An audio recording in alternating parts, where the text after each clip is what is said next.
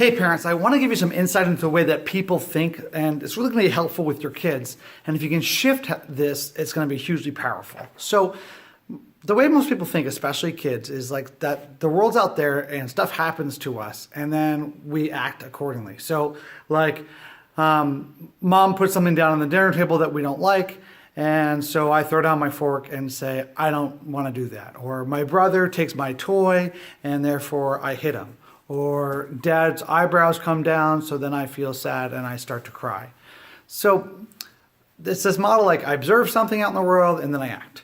And makes sense, but it's actually not true because there's actually two things that happen in between there. And I'm going to show you this little graphic here. So people think like it's I observe something and then I act. But in actuality, I'm sorry the text is all backwards here, but we observe something, we tell ourselves this little story, that creates a feeling, and then we act. So going back to that first example, we observe mom put something down on the table. We see her put something down on the table.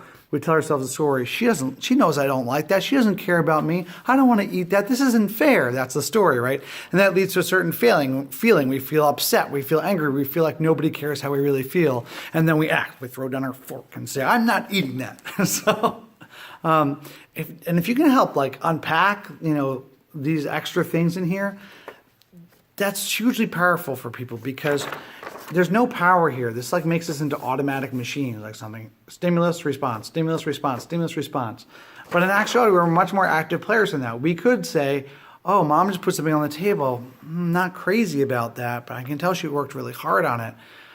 Oh, poor mom. And now we have a different feeling, right? And we can create a different action. Say, hey, mom, I know you worked really hard on this, and I'll eat some, but can I also have some of that because it's not my favorite thing?